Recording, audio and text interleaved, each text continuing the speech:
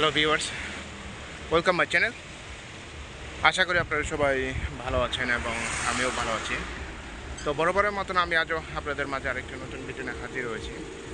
তবে আজ আমি আপনাদের মাঝে যে বিষয়টি শেয়ার করব, আসলে যারা বর্তমানে রোমানিতে জন্য ফাইল জমা দিয়েছেন এবং তাদের জন্য আসলে এই বিষয়টা অনেক গুরুত্বপূর্ণ। তারা এই বিষয়টা জেনে অবশ্যই উপকৃত হবে আমার মনে হয় এবং আমার পক্ষে থেকে যেটা মনে হচ্ছে। সো যারাই রোমানিতে ফাইল জমা দিচ্ছে, হতে পারে মিডল ইস্ট কান্ট্রি কোন, বাংলাদেশ থেকে কোন, অথবা এশিয়ার যে কোনো কান্ট্রি থেকে জমা দিচ্ছে, কিন্তু তারা আসলে সঠিকভাবে একটা তথ্য জানার জন্য সবাই অপেক্ষা বসে থাকে। আর সেটা হচ্ছে যে প্রপার একটা ফাইল তারা রেডি করার পর যার মাধ্যমে তারা কাজটা করাবে তাকে হস্তান্তর করে দেয়। কিন্তু হস্তান্তর করার পরে যে বিষয়টা সম্পর্কে সবাই জানে না, এবং হতে পারে যারা বর্তমানে রোমানিতে আছে এবং এই বিষয় নিয়ে যারা কাজ করে, হতে পারে তারা সঠিকভাবে সব কিছুই জানে। তাদেরকে একটা রিসিট দেয়, দেখবেন যে ডাটা প্রোগ্রাম, এবং সবাই অপেক্ষা বসে থাকে যে কবে ওয়ার্ক পারমিটটা আসবে এবং কতদিন বের হবে। এটা সবার মনে প্রশ্ন থাকে, এটা না বলে আর কিছু নাই। কারণ সবাই অপেক্ষা থাকে যে কবে এই রোমানিয়া থেকে একটি ওয়ার্ক পারমিট বের হবে, কতদিন সময় লাগবে, এটা জানার জন্য সবাই অপেক্ষা থাকে।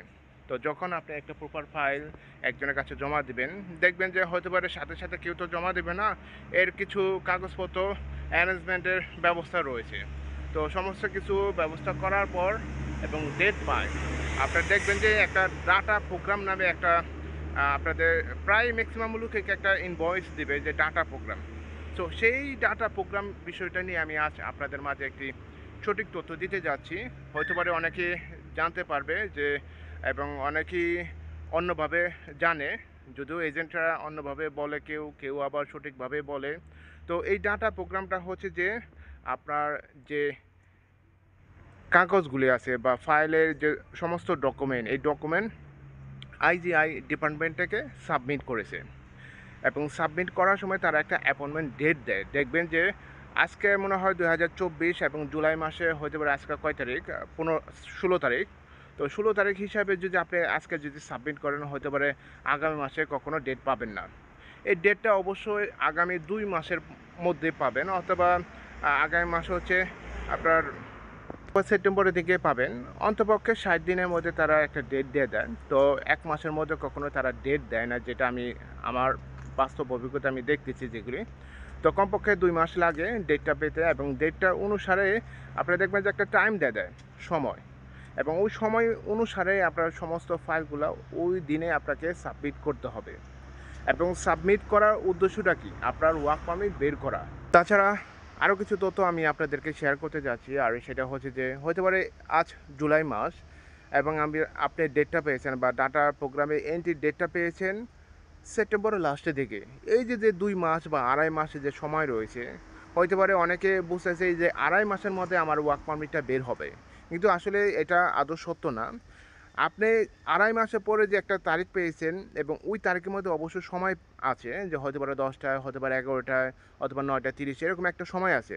এবং ওই সময়ের মধ্যে ইমিগ্রেশনে যে এই কাগজপত্রগুলা টোটাল ফিজিক্যালভাবে তারা সাবমিট করবে, এবং সাবমিট করার পর তারা হতে পারে 1 সপ্তাহের মধ্যে মডিফাই করার পরে কোনো কাগজপত্র ত্রুটি থাকলে বা কোনো ঝামেলা থাকলে তা অবশ্যই রিজেক্ট করে দেয়, অথবা কোনো ডকুমেন্ট যদি আরও কোনো প্রয়োজন হয় তাহলে অবশ্যই তারা আরও রিকোয়ারমেন্টের জন্য আরও কথা বলবে। হতে পারে দেখা যাচ্ছে যে আপনার লাইসেন্সটা, হতে পারে রেস্টুরেন্টের লাইসেন্সের কথা যদি চিন্তা করে, রেস্টুরেন্টের লাইসেন্সটা ওল আছে, নতুনটা দিতে হবে, ট্যাক্স পেয়ারটার কাগজটা, এরকম অনেক কিছু কাগজপত্র আপডেট করতে হয়। হতে পারে রিসেন্টলি আপডেট হয় নাই, ওইটা দিয়ে হতে পারে তারা ঢুকে দিয়েছে, এরকম অনেক সমস্যা থাকে। যাই সমস্যার কথা আমি বলতেছি না, কিন্তু যেই কথাটা আমি বলতে চাচ্ছি যে এই যে ডাটা প্রোগ্রাম, এই ডাটা প্রোগ্রামটা কখনো আপনি মনে করবেন না যে এইটার মধ্যেই আপনার ওয়ার্ক পারমিটটা বের হবে।